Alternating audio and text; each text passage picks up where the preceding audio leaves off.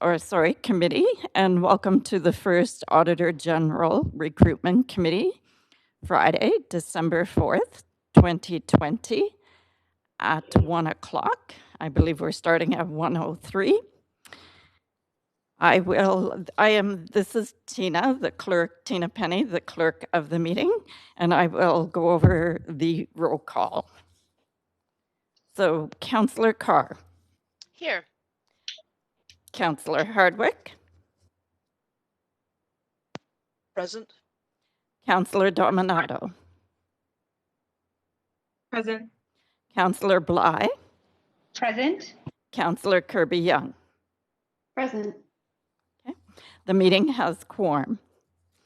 The first item of business is for the committee to elect a chair and a vice chair for the Auditor General Recruitment Committee.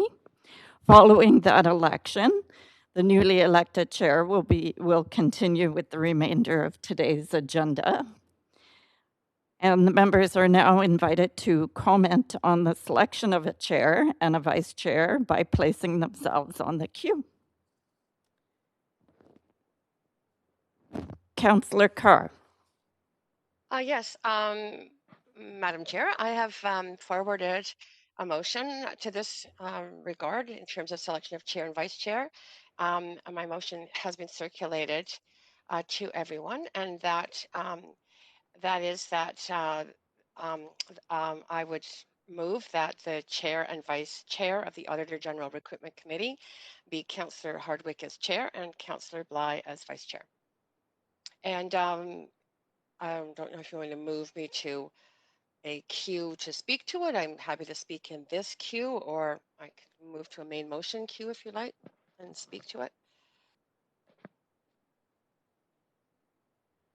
Thank you, Councillor Carr. And we are in the main queue. Oh, we are in the main queue. Okay, then I'll speak to it. I think that number one, in terms of the chair, Councillor Hardwick has done, you know, the yeoman's share of work in terms of the establishment of this committee and process.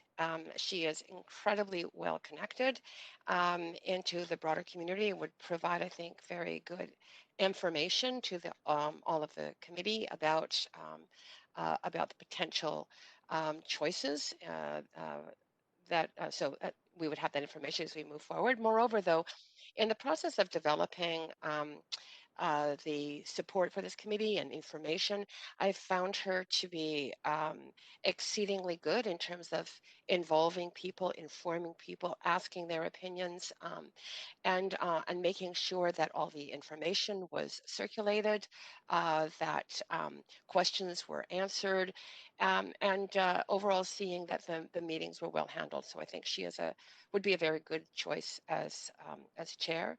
And in terms of vice chair, I believe that Councillor Bly I've seen her in action in terms of chairing meetings when she's been deputy mayor, being impressed with her skills in doing so. And I think her background experience around human resources management also make her a good choice in this regard.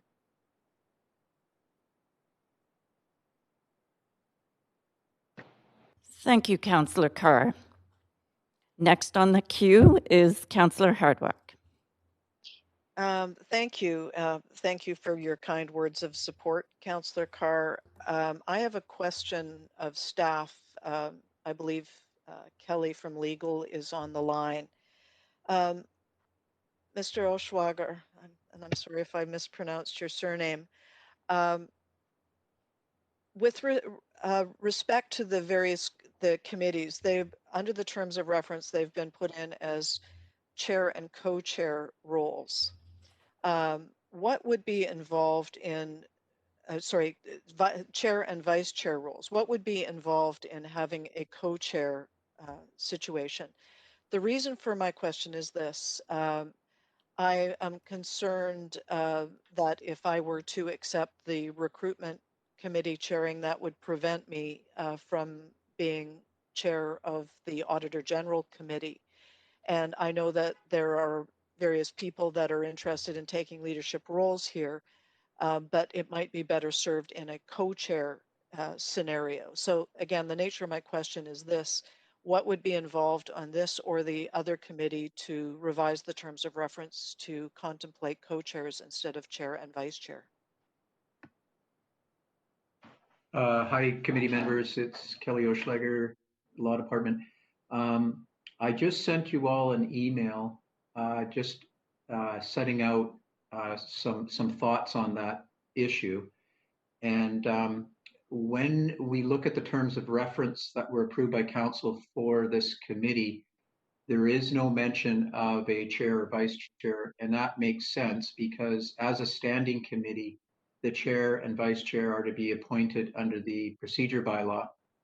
And the procedure bylaw provides that standing committees shall have a chair and a vice chair and not co-chairs. And it also provides that those positions will be appointed by council and not the committee. And so I would tend to view this first agenda item as the selection of depending on the resolutions that you all enter into today.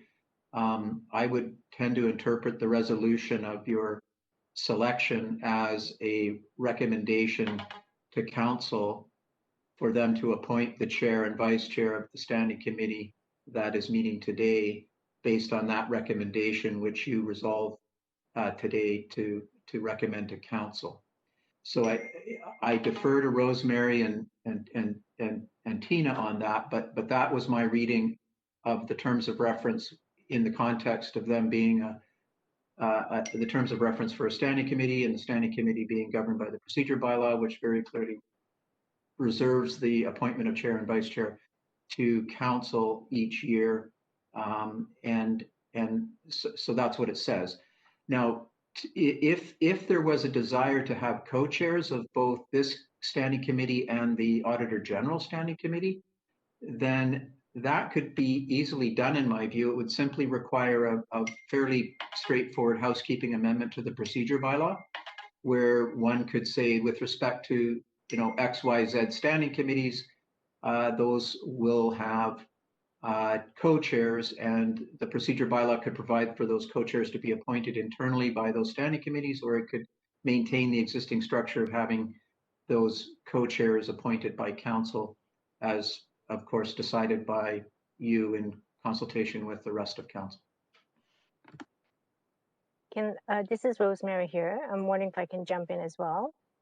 The procedure bylaw also has the ability to allow the chair to relinquish the chair to the vice chair. That's the purpose of the vice chair, so that the chair could participate in discussions. So you still have the ability to do that.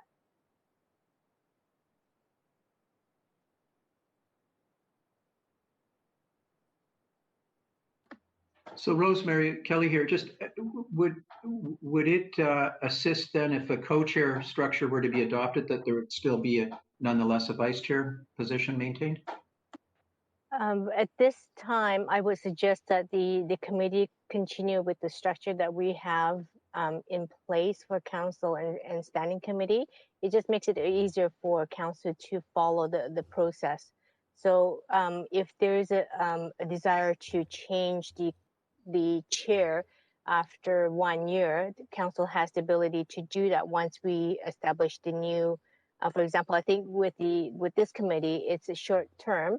You could choose to rotate the vice chair or the chair if Councillor Hardwick wished to be the first one for this one, and then somebody else for the next one. That's also an option for you. And then we can look at the structure for the regular committee in the future. Maybe that would be on a rotation basis as well, if that works better for the committee. Thank you, Acting City Clerk Rosemary.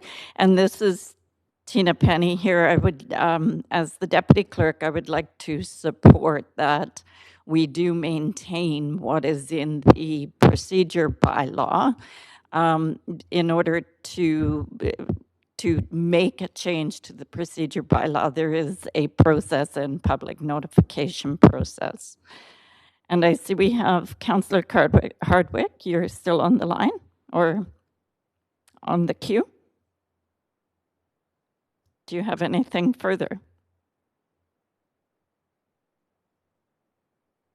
Councillor Hardwick? Sorry, I guess I inadvertently muted. This recruitment committee is very short term. It's only intended to be wound up by the end of Q1. So it's only for a matter of a few months versus the Auditor General Committee that will be ongoing. So my trepidation on this is that by taking on the recruitment that I would be in some way excluded from being on the Auditor General consideration.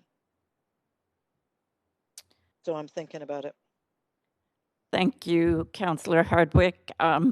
In having read this is the Deputy Clerk again, Tina Penny speaking.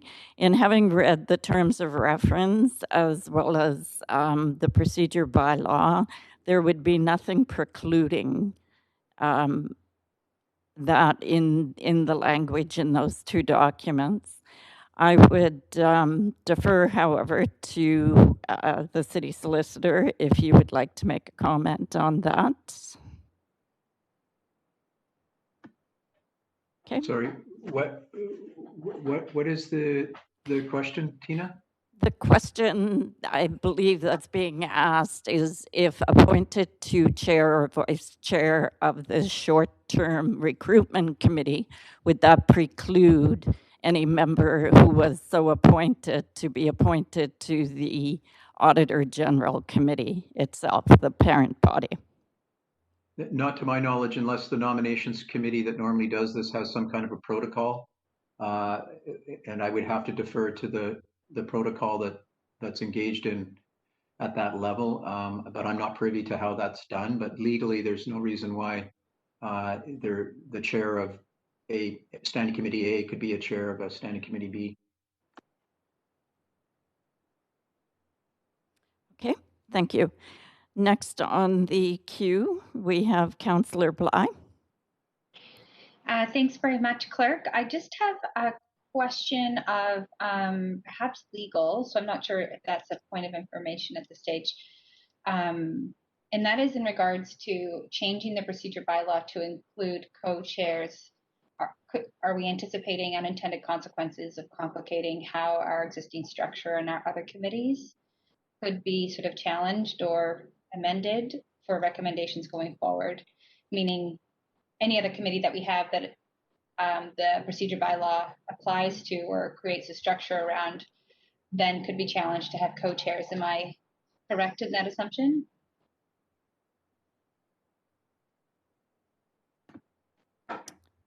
Kelly, maybe I can jump in there. Oh, thank you. Councillor Bly, yes, it would have implications on other meetings, so council and standing committee. So my advice at this point is to keep what we have in the procedure bylaw, and then and have the option of maybe looking at rotating the chairs if that's what the committee wish to do. At rotating the chairs, as you had suggested. Okay, that's helpful. Thank you. Next on the queue is Councillor Carr.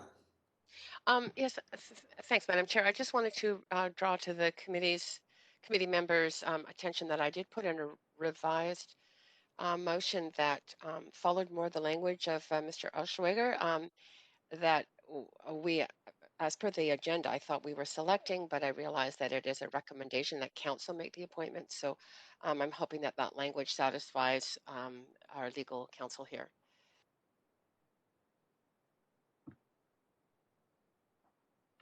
And maybe that's a question. Maybe that is a point of information to our legal, to Mr. Oschweger. Yeah, that seems fine to me. Great, thank you. Substantively, it's not changed. It's just making sure that the right authority is there.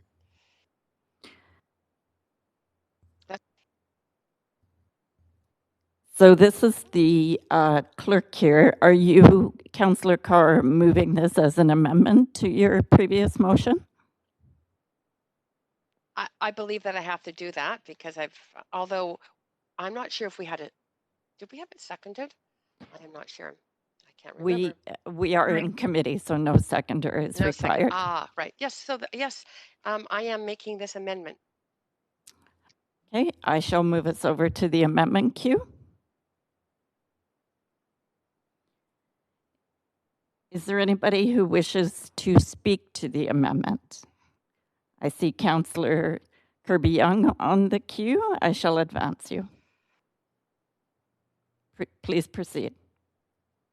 Yeah, thank you. And I realize this comment might be more germane to the original amendment and not the amendment to the amendment. But I think it is always a good practice to have some variety across committees and, you know, bring different councillors forward and sort of different, give different councillors the opportunity to participate in different roles at different times. I think for me, it's problematic to have an amendment on the floor that is proposing a councillor who I hear indicating a desire to chair an alternate committee. And in the spirit of, I think, of having variety, it would be difficult for me to vote for this overall amendment since Councillor Hardwick has expressed a desire to chair the ongoing Auditor General Committee. In my view, I think it would be entirely appropriate, given the yeoman's work that Councillor Hardwick has done in bringing forward the motion and to the amount of hours that she has spent in doing the groundwork and the research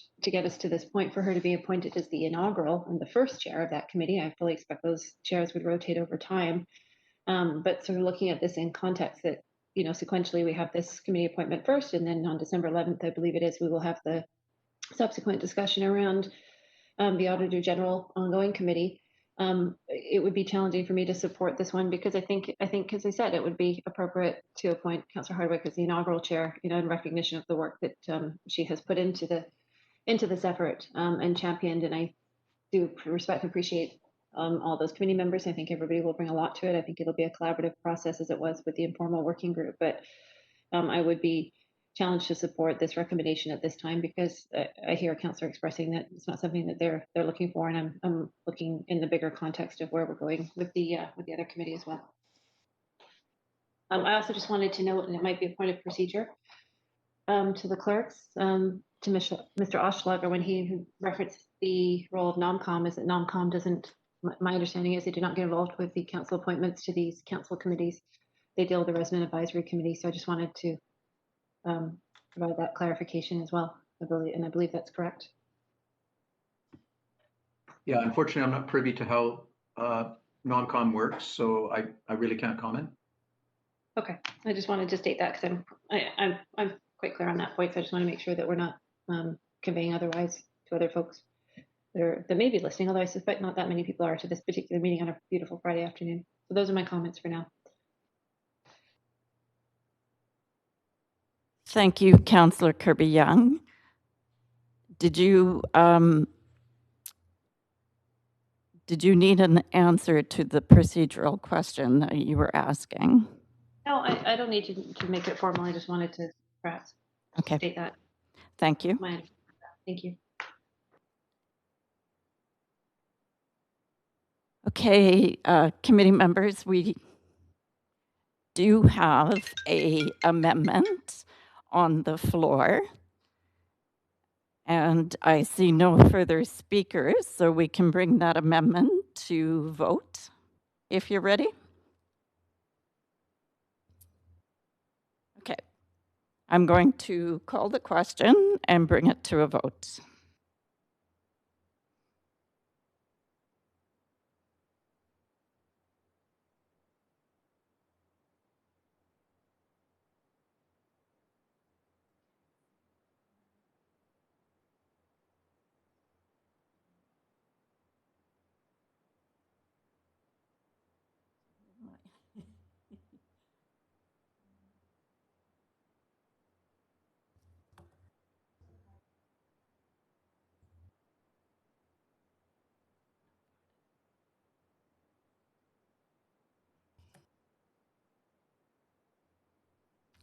Councillor Hardwick, we need a vote from you.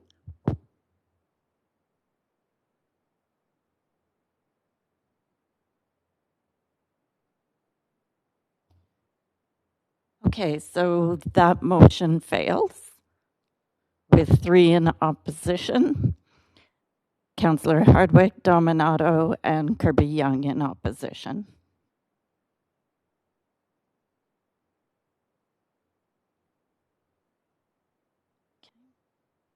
So that will bring us now to back to the main motion.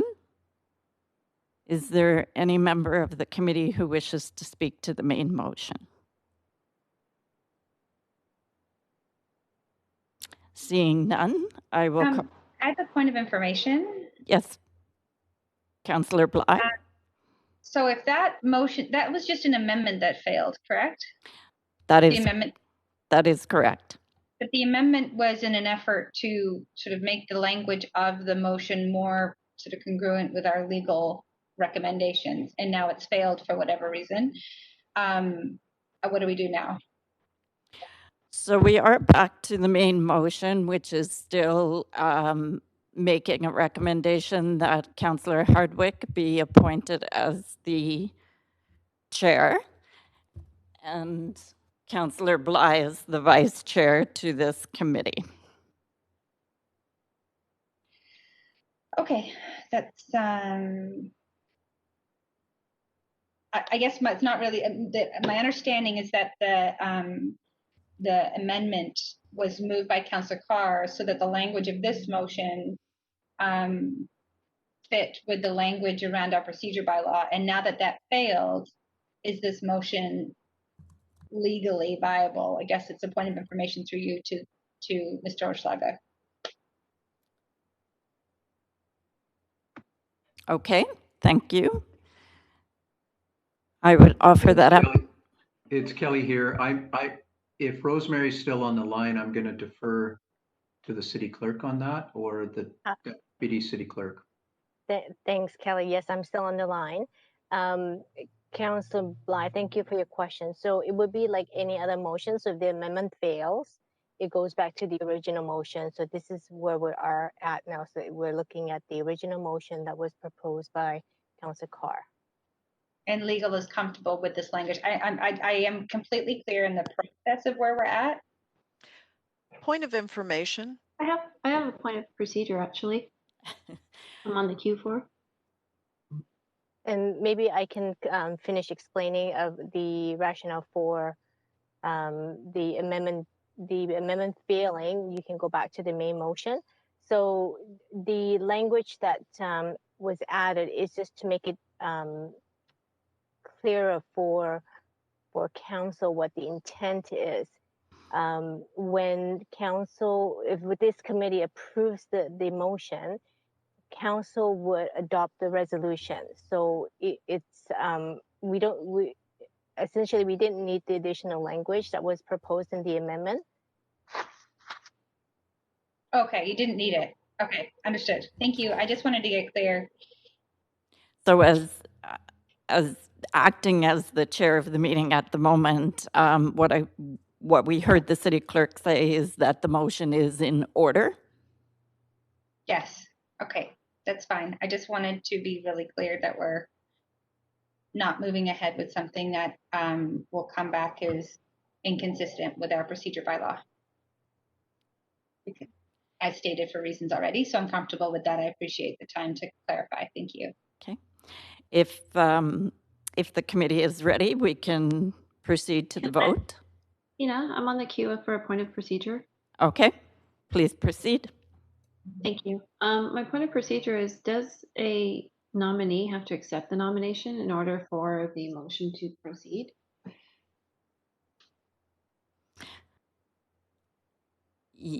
In order for we have a motion on the floor, for example, that suggests Councillor Hardwick be chair. Is there procedurally, my question is, does Councillor Hardwick or whichever nominee it might have been have to actually accept that nomination in order for the committee to proceed with the business of considering the motion? Thank you for that point of procedure, Councillor Kirby-Young. And yes, of course, that would be the case, that the individuals would need to accept the nomination in order for it to be implemented. Okay, so follow up to that then is that we haven't actually had that acceptance or affirmation. Correct. from either individual at this point for either chair or vice chair, correct? That is correct. So the other option they would have would be to vote it down, but given that this point has been brought forward, if I could ask Councillor Hardwick if you accept that nomination. After thoughtful consideration, I believe that I will. And my concern, as voiced before, was that this would preclude me from chairing the Auditor General Committee. And as you know, this has been my baby, and I'm concerned about that. But I think right now, the best thing is to move this forward and then take it one step at a time. And we do need to get the recruitment process underway. Councillor Hardwick, if I might add, accepting this nomination does not preclude you from having your name submitted for the Auditor General Committee. So essentially, you could be the chair for both committees. Okay. I hope that clarifies it. That clarifies it for me. And I just again, my objective is to get this happening, and so I don't want to delay this moving forward. But I did want to articulate my commitment to the larger exercise of bringing the Auditor General Office into being.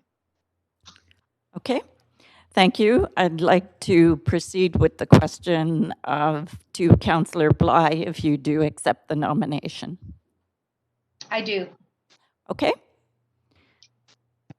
I still see councillors on the queue, so we are in the main motion. We haven't brought it to vote yet. I will go again to Councillor Kirby-Yung. I believe that that's a holdover. Okay. Thanks. I'm going to advance it then to Councillor Dominato. Thanks, Madam Chair. I'm going to hold my comments. Thank you. Okay, thank you. Then it would appear we have all our clarifications and our acceptance in order, and it is time to vote. So I will call the vote.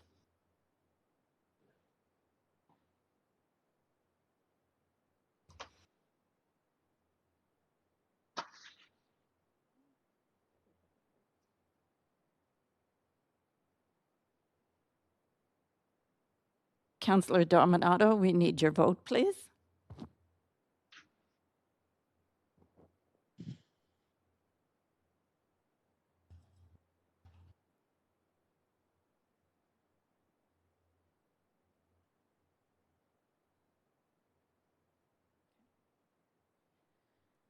So the main motion passes and the vote, so you can see it.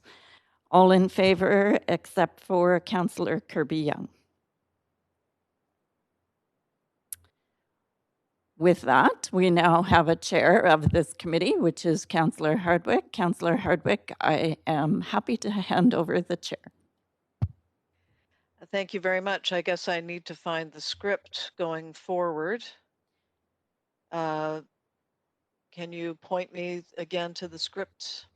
Yes, if it is just going to be forwarded to you. We could take a 1-minute break if you need a moment. Yes, please. Okay.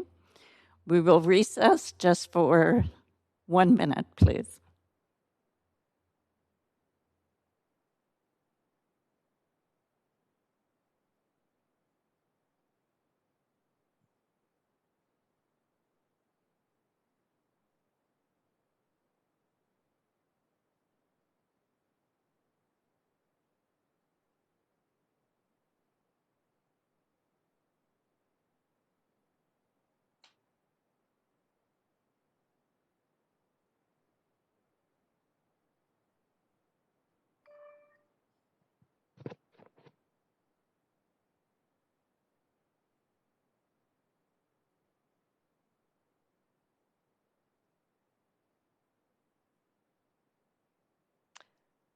Okay, I'm good.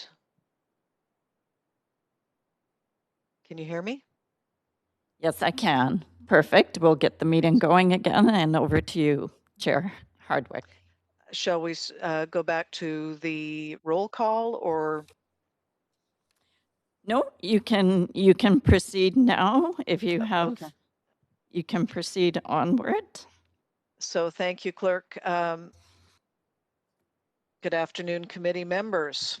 This committee meeting is being convened by electronic means as authorized under the order of Minister of Public Safety and Solicitor General of the Province of British Columbia, Emergency Program Act, updated Ministerial Order number M192. As such, committee members are participating by phone. Please note if my connection is lost during any of the portion of the meeting, we will recess the meeting until my connection is restored.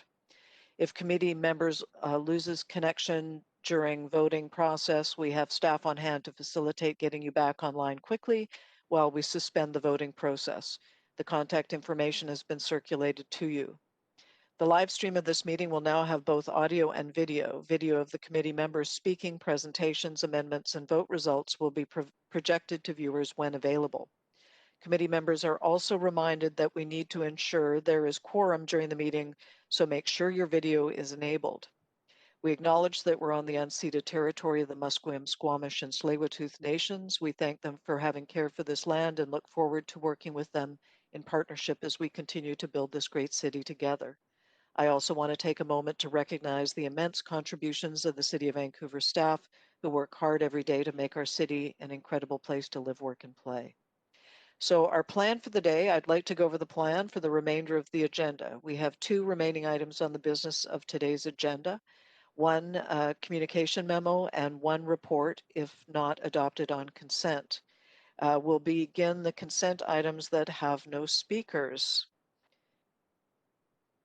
A reminder that when presentations are being streamed, the public live feed has a slight delay. The consent agendas items that are available, as chair for the meeting, I'm suggesting for items that have no speakers, no presentations, or consideration items, we adopt the recommendations collectively in a single motion. We have items 2 and 3 on the consent agenda for consideration. Does any member wish to hold any of these items for debate or questions to staff?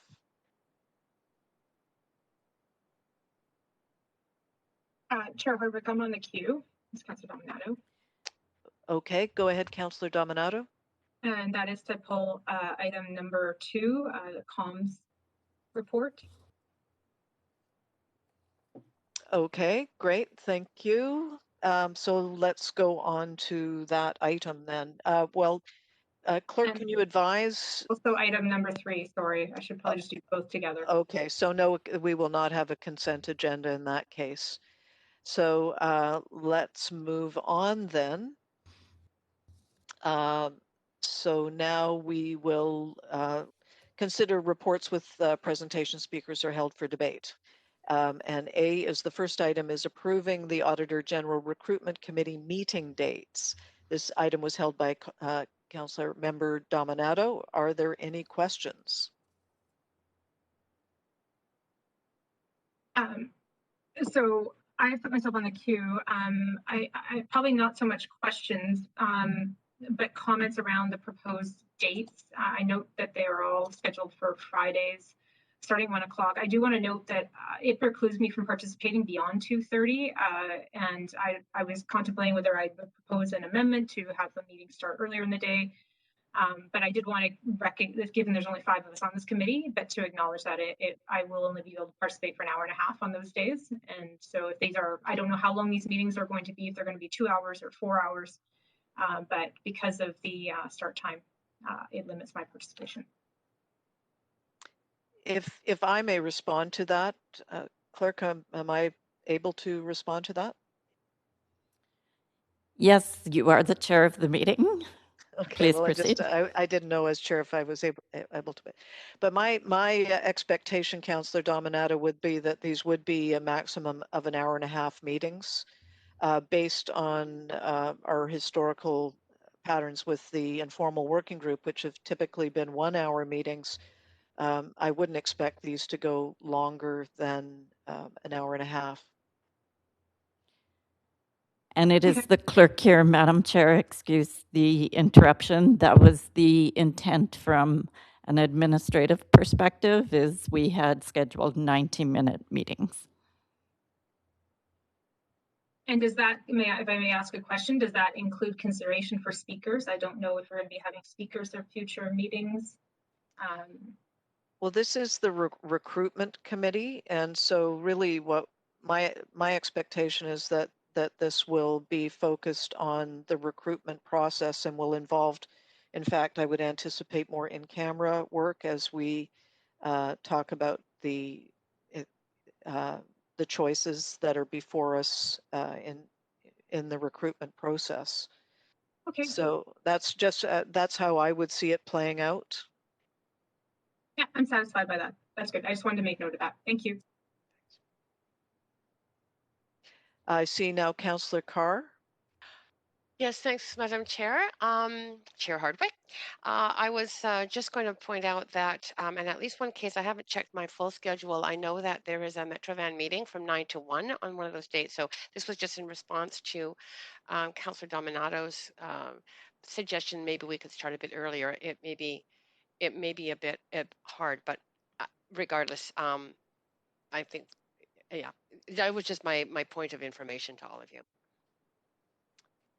Agreed, and as also a director on Metro, I'd looked at that, but we should be completed by 1 o'clock. So I think we should. It's always everyone's guess, but but usually they are. Stuff happens. Yeah. Councillor Bly.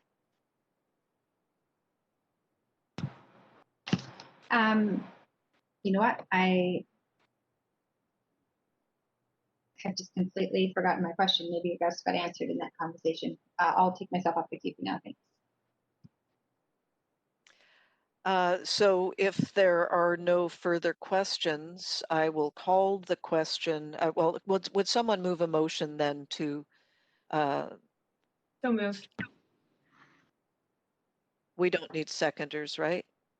No, you're in committee. That is correct, Madam Chair. Is there any discussion? We could probably do this on yays and nays. Is that okay, clerk? Yes, that is fine. Okay, for everyone that approves this motion, say yay. Yay. Yay. Any opposed, say nay. Okay, so that passes. The next item is the approval of terms of reference for external representatives of the Auditor General Recruitment Committee. I'll go back and have a look on the queue. Councillor Dominato, you held this for questions? Yes, Madam Chair, I did, and sorry, I'm just pulling up the document again for reference. So I have a question to staff, if we have procurement staff on the line, just around the articulated the recommendations and the timelines around the RFP for end of Q1 2021. This takes us right into the end of basically March. I'm concerned about the delays, and so I'm wondering if I could have comments about how we might expedite this process.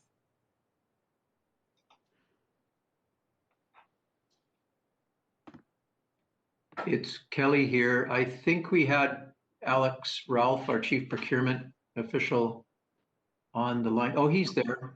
I'll defer to Alex on that. Thank you for the question. Through the chair, this is Alexander Ralph, Chief Procurement Officer.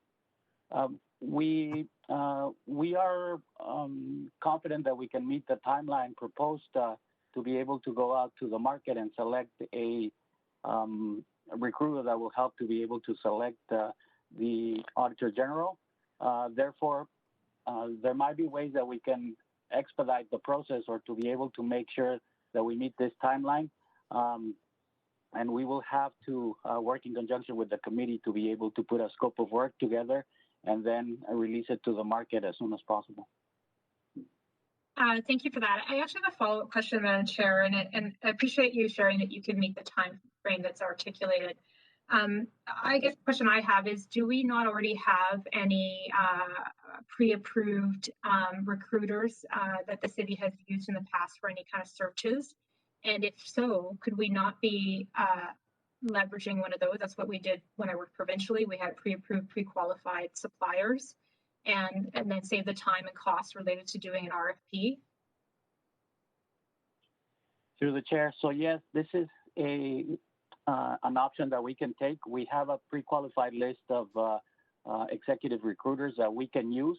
But what I would suggest is that the committee weighs the pros and cons of using some of these. Obviously, we will want to cast a wide net if that's the option of the committee, to be able to make sure that we post this publicly so that there's more options and the committee can select from other organizations and not precluding only to the ones that have been pre-qualified.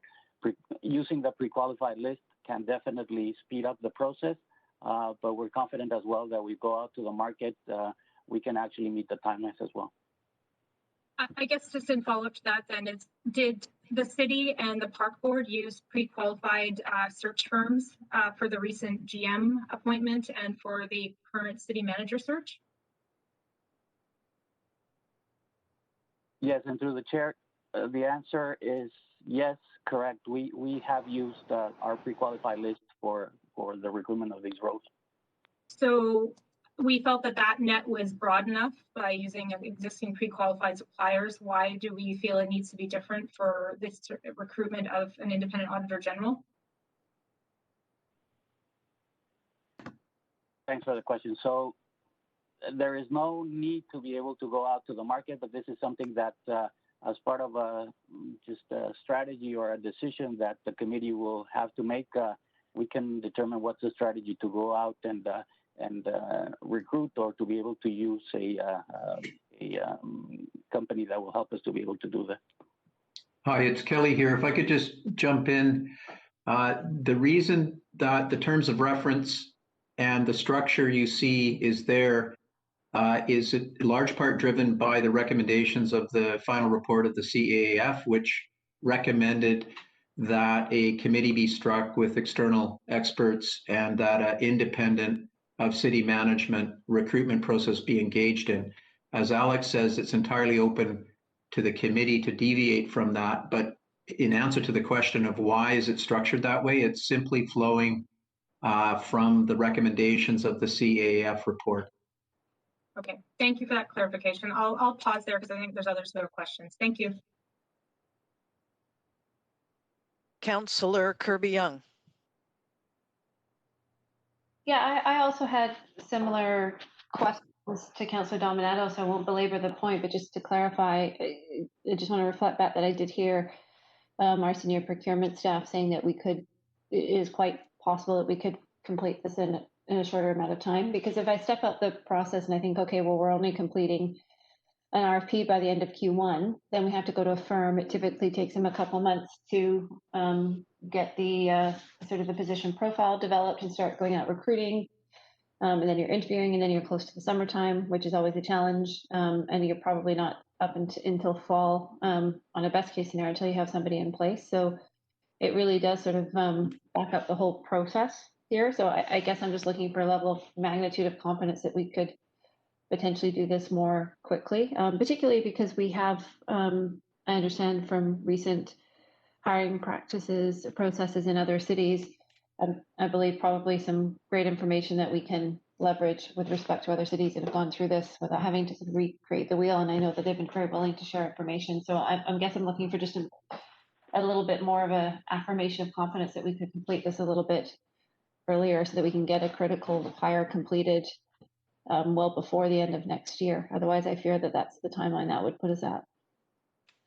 So can I get a response to that, please? Yes, through the chair. So definitely using a pre-qualified list will speed up the process. And the reason why is because we already have set terms and conditions and a contract established with these organizations. What typically takes time on any procurement processes to be able to establish a contract and to be able to agree on the detailed terms and conditions. So therefore, that's where we would be just spending some of the time if we do not leverage on these pre-qualified lists. At the end, the recommendation from procurement would be to be able to use the pre-qualified list to be able to meet the timeline.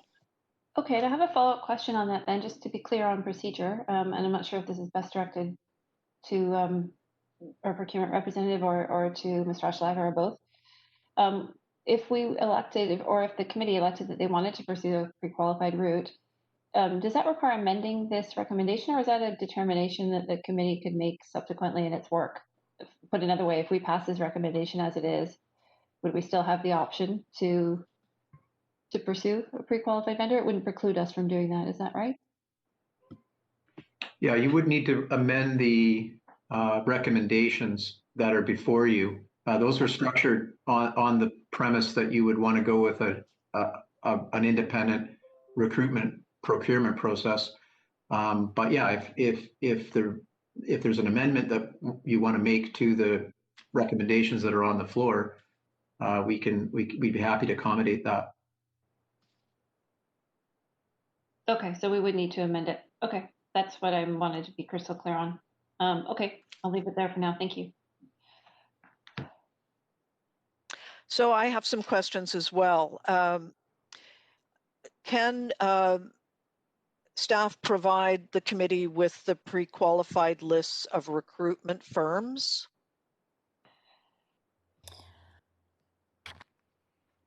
That's a question to staff. Can you please? Councillor, Chair Hardwick, this is the clerk here.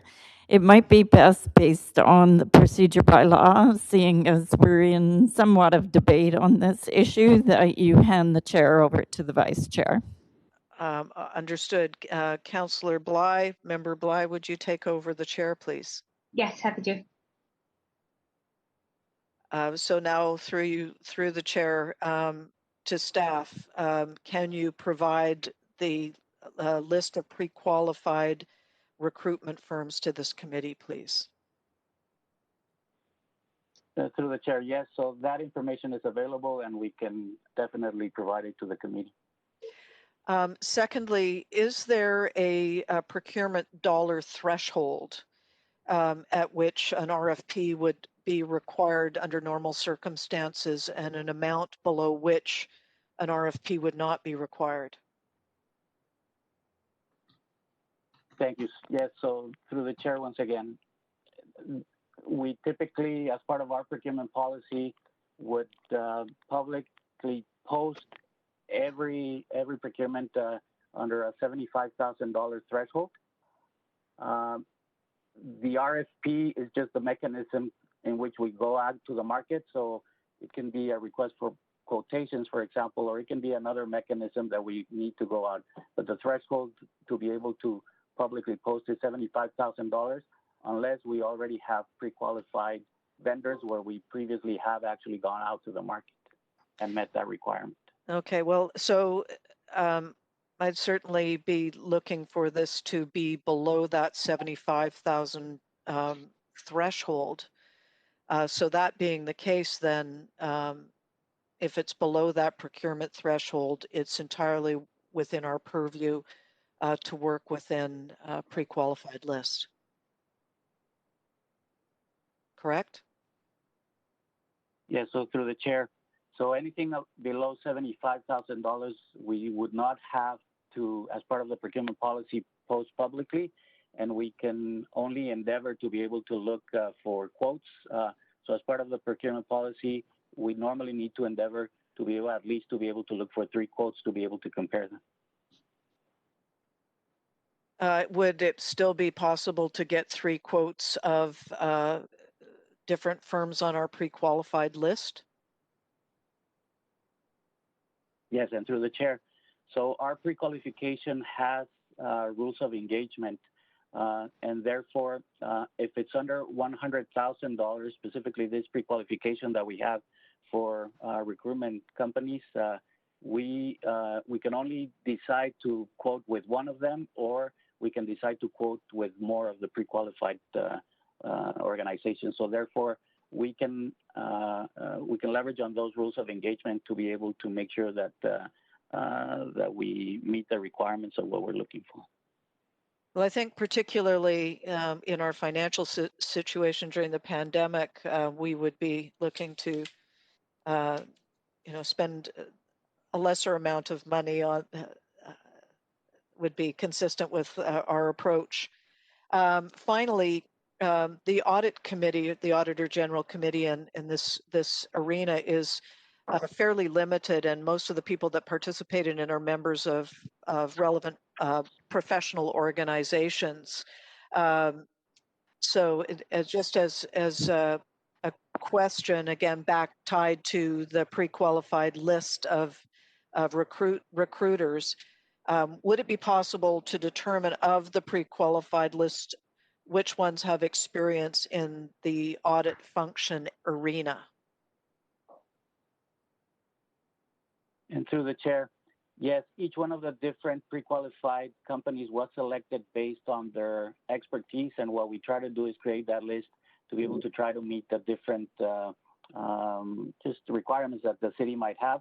Obviously, this is the first time that we do the search for an Auditor General for the city, and therefore we can take a look at the evaluation to be able to create that list and see who has experience in this arena. Very good. Thank you. I'll take back the chair. Member Bly, if that's okay. Yes, over to you. Okay, and then over to you, Councillor Carr, for questions. Great, thank you. My questions have to do primarily with the external representatives.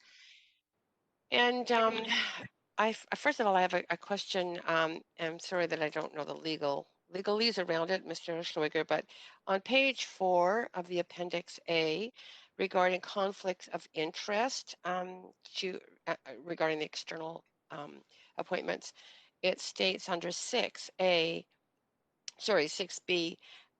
that the external advisor is not an officer, director, shareholder, partner, or employee of any business of a third parties. Could you please define third parties for me?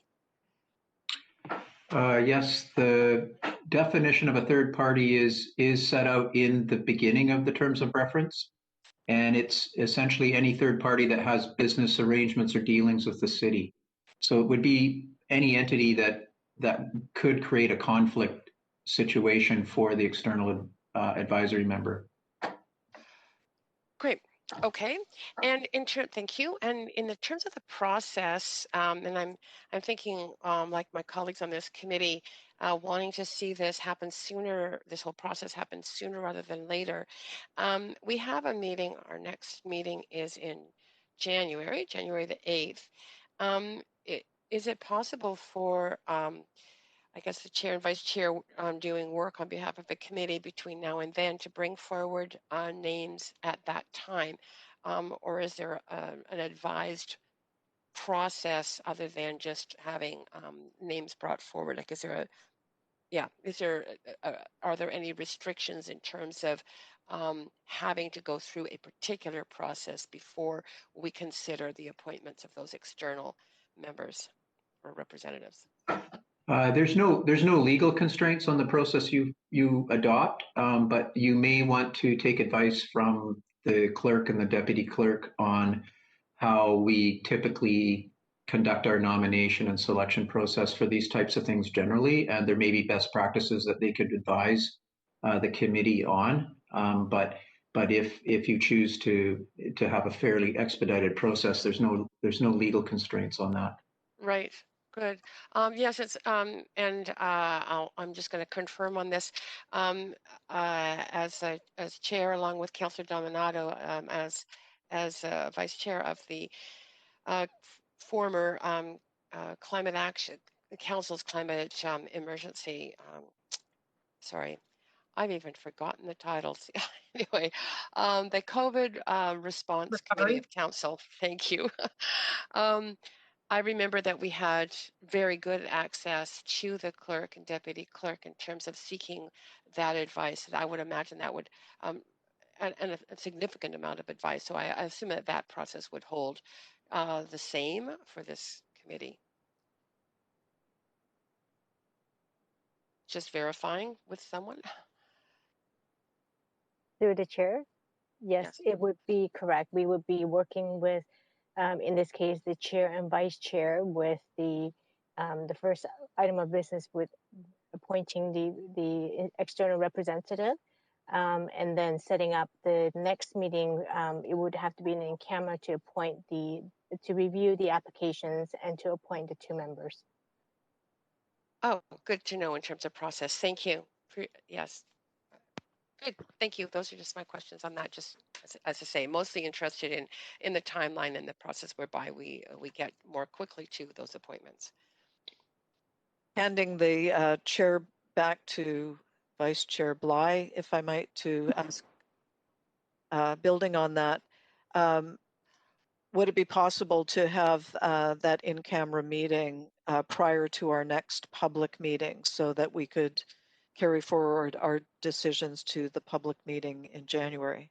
And just before we answer that, I just asked the clerks to manage the clocks just on my behalf because I don't have control over the board. Thank you. Me neither. Through the chair, given the timing on this, I think it would be a little bit difficult to schedule a meeting, an in-camera meeting prior to the first meeting in January. We would have to have a meeting to go into camera, explain the rationale for going into camera before holding the in-camera meeting, just like our normal process for in-camera meetings. But Rosemary, we need to add these external members to the committee before the committee can start its business. This committee can't be making decisions about procurement processes, et cetera, until the external members have been invited and appointed to this committee. So the meeting that we have scheduled in January really needs to have that predate. I don't know if we could then, we haven't got an agenda for that January meeting. Could we not ensure that there was an in-camera portion leading into the public portion within the same 90 minutes? Chair Hardwick, it would have to be the public meeting first before you can go into in-camera. You cannot go into an in-camera prior to announcing the rationale for going into in-camera. Okay, well, trying to solve the problem, though, I think you get me that the committee needs those externals to be on it. So what are the steps? Having another public meeting such as this until the externals are appointed is not going to yield any business. I just see we're at the end of the 5 minutes, so I just wonder if maybe we can move to Councilor Dominato's questions, and I can hand you back the chair, Chair Hardwick, and perhaps staff can respond and figure out that process piece. I hope that the city clerk got the meaning behind that. However it needs to be structured, we do need to have that happen sequentially. Thank you. Thanks, Madam Chair. I have a quick question just with respect to following on the question around pre-qualified suppliers. If the committee desired going down that route and was provided with the list of pre-qualified suppliers to select one to do the recruitment, would that selection, that discussion around selecting a supplier from the pre-qualified list, would that need to be done in camera?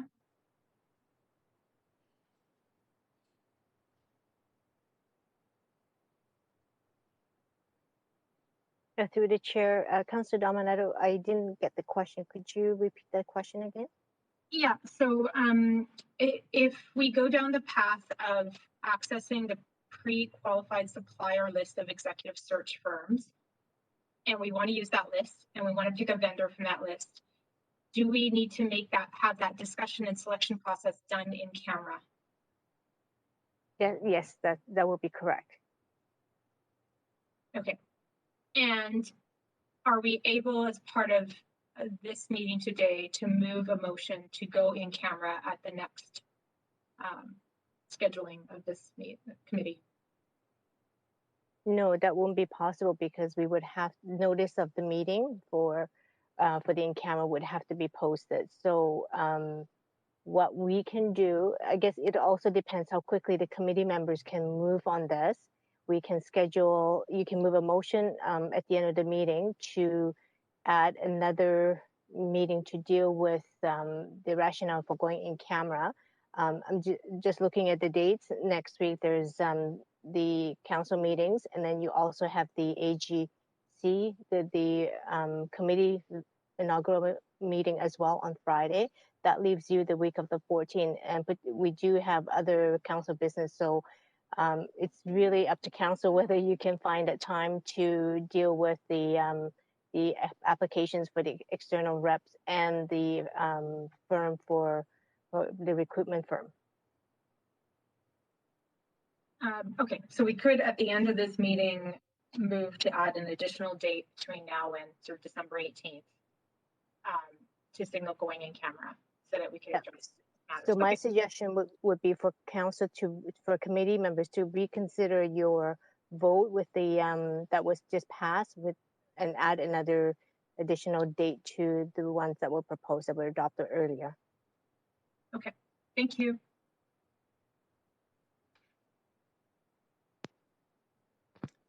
Okay, I see that Councillor Carr is now back on the queue. Councillor Carr. Yes, again, I'm seeking advice procedurally, which is to make a decision such as has just been pointed out by Councillor Dominato. Do we have to have first appointed the two external appointments to this committee? That's my first question, just while we're thinking about it. My second question is it an in-camera meeting of just this committee, not all of council, that we are talking about when we talk about in-camera? Through the chair, Councillor Carr, I'll answer the second question first. It would just be this committee. And you're going back to your first question. Ideally, you would want to have the two external representatives confirm on the committee before you make your selection of the recruitment firm. Okay, thank you.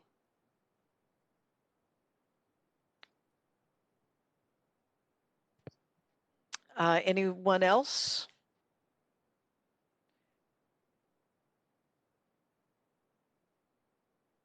Sorry, I will move the recommendations in report 3.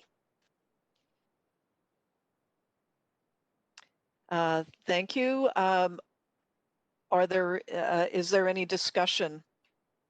I had seen some amendments come through email, but Madam Chair, I put myself on the queue. I think it came off. But... Oh, okay. Go ahead, Councillor Dominato. So yes, I've circulated an amendment. It speaks to the issue around we were asking about the pre-qualified suppliers. So what I'm suggesting is that we strike recommendations B, C, and D, and that it's in essence that they be replaced with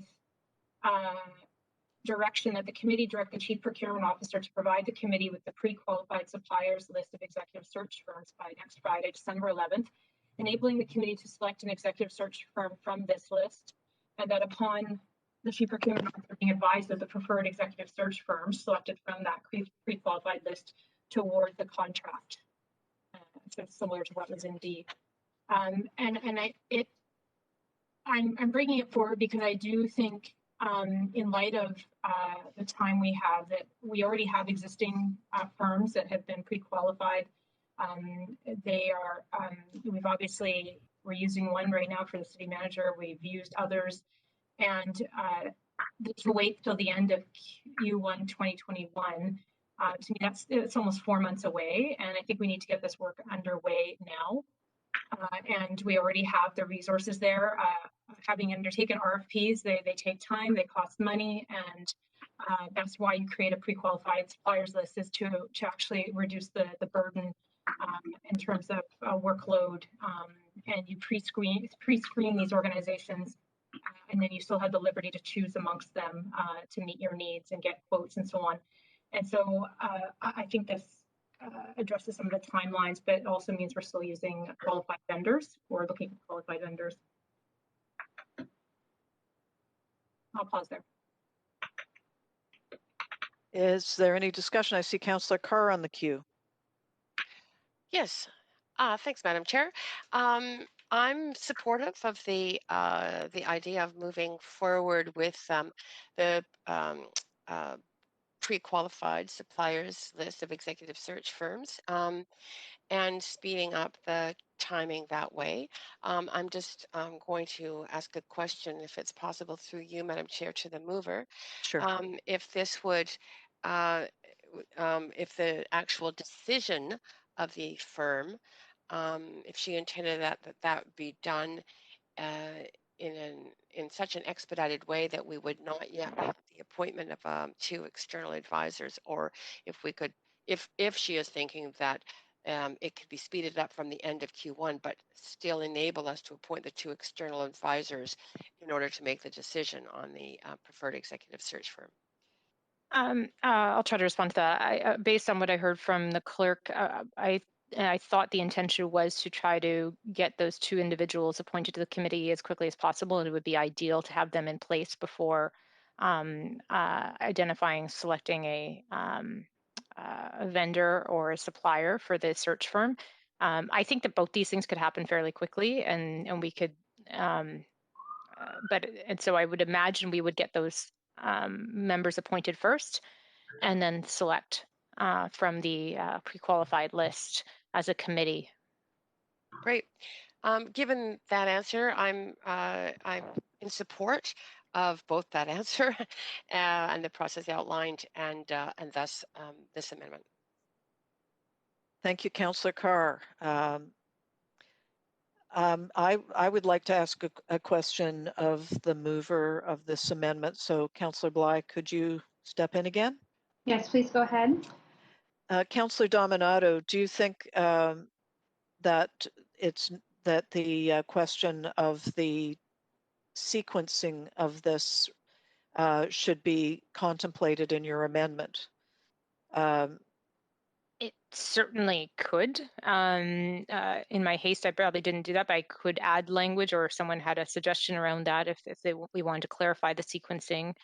But what I was sort of hearing was some alignment around wanting to get those 2 committee members on as quickly as possible, and then selecting a firm. But I'm open to suggestions on that. Well, that's just not so. As Councillor Carr just pointed out, that's not contemplated in this this amendment. So I was just wondering if you'd taken that into consideration. You said strike B, C, D, and replace with this. But I just wanted to similarly, as Councillor Carr remarked, ensure that the 2 external committee members would have already have had to been added to the committee before any decisions around procurement would take place. Yeah, and I think that makes a lot of sense. And I'm reading page 3 of the report, where it talks about that there will be an Auditor General Recruitment Committee made up of 7 members, and it be delegated to pursue a contract award for an external recruitment firm. So to me, it is logical that you would appoint those 2 additional members and then review the pre-qualified suppliers list, and then direct the Chief Procurement Officer to enact a contract. Thank you very much. Am I also able to pose the question then back to staff? Is that clear enough, or would any additional language be required in amending this motion? Madam Chair, I have provided for a point of information, or sorry, point of procedure. I have submitted an amendment. Oh, thank you very much, Councillor Carr. In that case, I'll thank Councillor Bly for stepping in, and then go back to the speaking queue. Yes, so apropos of the previous discussion, I've just added that the selection would take place after the appointment of the external representatives to the committee, just to clarify that process. Is that in order, Madam Clerk? It is the clerk here Chair Hardwick, I'm just looking for the written language. Was it sent? Was the Yes. amendment sent in? It's on the screen. Oh, It was sent at 1:57.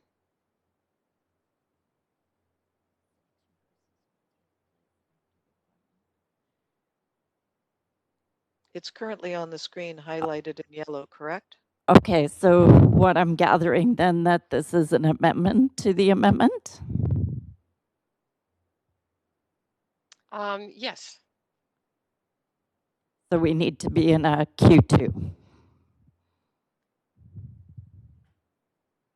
Okay, I'm not sure that I'll need you to manage the controls over that, Okay. if you don't mind. So Chair Hardwick, we are in Q2 and you can ask for any questions on the amendment to the amendment. Are there any questions on the amendment to the amendment? Hearing none, let's just put this to a verbal vote then. All in favor say yay. Yay. Yay. Yay. And opposition say nay. So that's passed unanimously. And then I believe that takes us back to the amended amendment. Similarly, I'll just ask for a verbal. All in favor say yay. Yay. Yay. And in opposition say nay. So that is then unanimous. So I believe that then takes us back to the original report recommendations as a whole. Is that correct, Clerk? Yes, you're back to the main motion as amended twice. Okay. Is there any further discussion on the amended motion? Maybe this one we should do on the voting queue, Clerk, since it is the final one. Are you ready to call the vote? Madam Chair, Yes, yes. It's Councillor Dom now. Can we just see the amended recommendations online? Good idea. That would be helpful. If you would just give us a moment, we were getting them ready.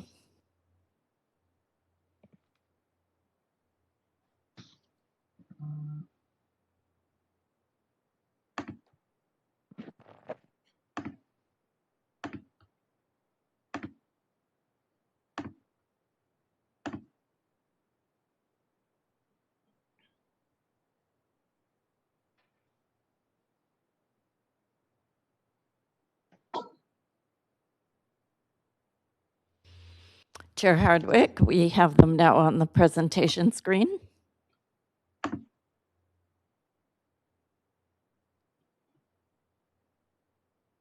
Chair Hardwick, I think you're on mute. Oh, I'm sorry. Councillor Dominato, you're still on the queue? Yes, Madam Chair. Sorry. I'm just looking at the recommendations, and I think they probably they need to be separated into probably a recommendation B. Like sorry, just give me a second. Bear with me as I pull it back up. I think it's that this after A, that should probably further that be a B, or just a relettering to clarify that that's a standalone piece in and of itself, separate from A. And I just would ask as a point of information, I'll try to go quickly and look, but do the changes to the recommendations have any bearing on the appendix at all, or anything further in the report in making any changes there in terms of reference? I would, we can put that question back to legal. The only reference to Appendix A is in A. Okay. Ms. Kelly, any issues? Yes, that's correct. Okay, so the changes I made don't have any bearing on the terms of reference that are attached. No, we've signed off on the wording of the amendment through the clerk. Okay, fantastic. Thank you. Okay. Anything else? Anybody in closing? Okay, can we have the vote, a recorded vote on this one, please, clerk?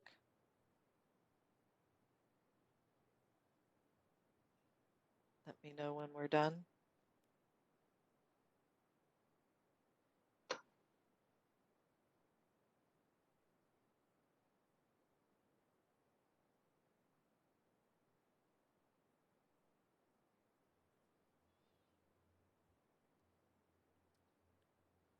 The vote is concluded. Chair Hardwick, would you like me to display it? Yes, please.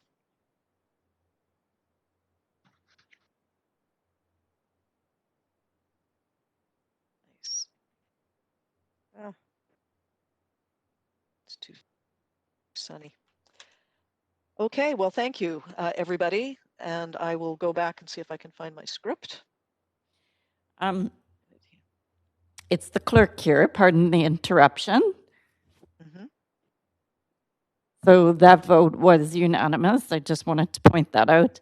And given this, does the committee wish to reconsider your decision on the meeting dates in order to consider a meeting in another meeting in December? Yes, please. Thank you for bringing that to our attention. So, Madam Chair, it's Councillor Dom now. I put myself on the queue to move reconsideration of that decision on item 2, the communications memo around the meeting dates. Thank you, Councillor Dominato. So I'm moving that reconsideration. I think we have 2 steps, don't we, to get support for the reconsideration, and then It is the clerk here, and yes, you require a vote on reconsideration first, and if that passes, then you would reconsider. So motion to reconsider. I'll just do this verbally. All in favor say yay. Yay. yay. Any opposed? So we will now reconsider. We've voted to reconsider. Now what, clerk? So, Chair Hardwick, the next vote, as I understand the committee, is seeking to amend that previous vote to have all of those dates included, but add a date in December. December 18th was bandied about. Do we need to be specific, or can we say during the week of December 14th? Are there any limitations? It would be best at this point if we could have a specific date and time that would work for the committee.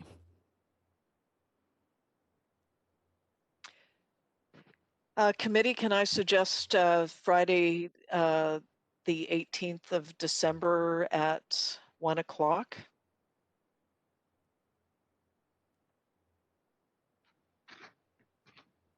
Which would be consistent with our other Friday meeting times.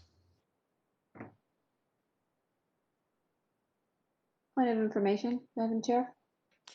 Go ahead, Councillor Kirby-Young. If there's no Metro meeting that day, is it possible to do it in the morning? There is no Metro meeting in that day, and it's certainly, from my perspective, that day is wide open. I'd like to propose that we do it in the morning, on the morning of December 18th. I'm going to interrupt again, if you don't mind, Chair Hardwick. Please. Yes, please. I did just hear from the acting city clerk, and she had indicated it would be fine for you to just state it be the week of December 14th and leave it with staff to identify and provide the notice. Excellent. If we can reflect that in amending this motion.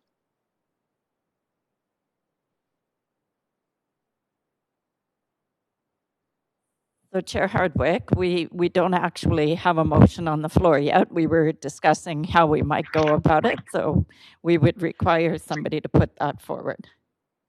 So Councillor Domina, oh, sorry. Go ahead. Councillor Domino's on the queue. I saw Councillor Dominato in the queue. Councillor Dominato, do you want to address this?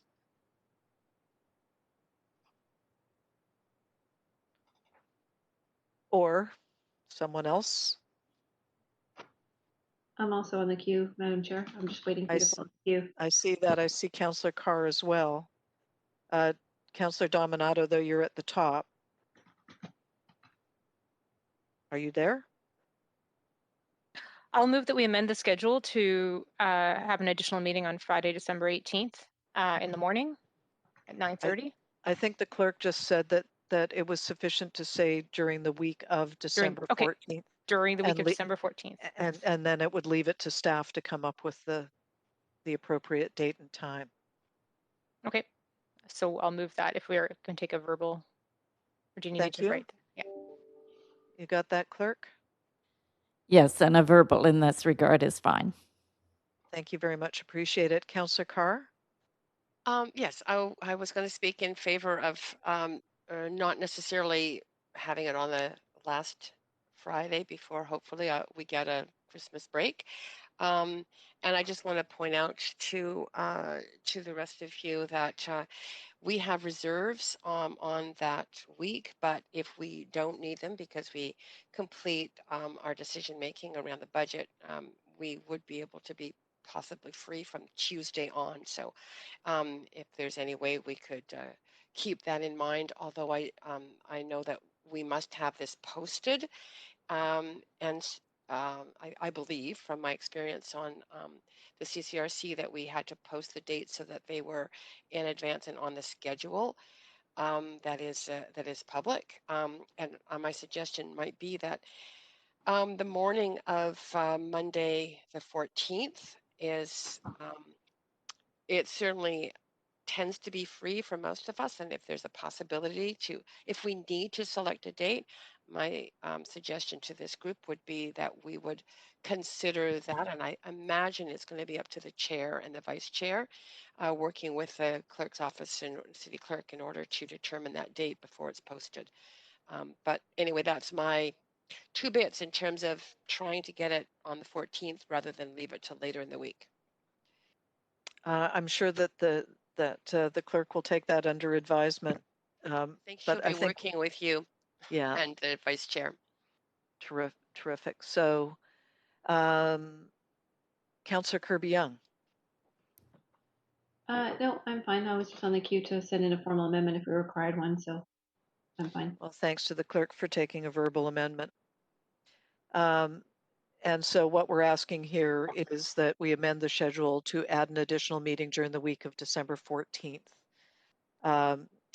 All in favor? Can we move to a vote, clerk? May I? Oh, sorry, did I miss you? I have a point of information just around in adding that additional date is when that agenda is prepared, will we be able to include language that enables us to go in camera at future meetings? Like,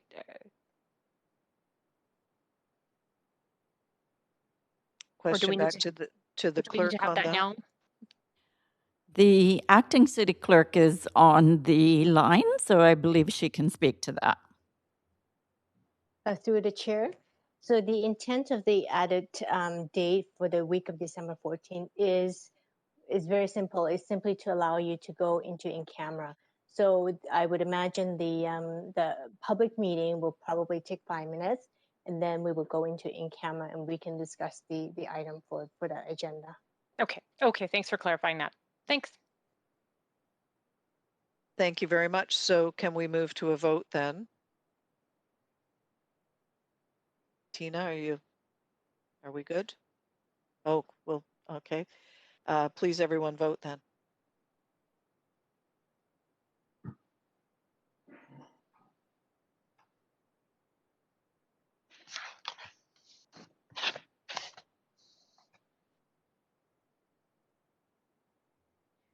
Do you wish me to end the vote, Chair Hardwick? Yes, thanks. Okay. If everybody's voted.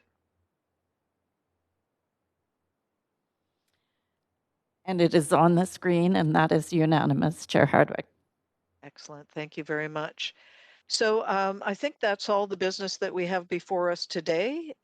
May we have a motion to adjourn? So move. Oh, yeah, I don't need a second. Okay, so this meeting is adjourned. Thank you, everybody, and we'll look forward to moving for this. all in favor, Madam Chair. I beg your pardon? I think you need to ask for all in favor. We just need to vote. All in favor of, sorry, my bad. All in favor, say yay. Yay. Yay. Yay. Yay. Well, thanks, everybody. And again, looking forward to moving this forward. Take care. Great. Thank Thanks, you. everyone. Thanks, Thanks, everybody. Thanks, staff. Thank you.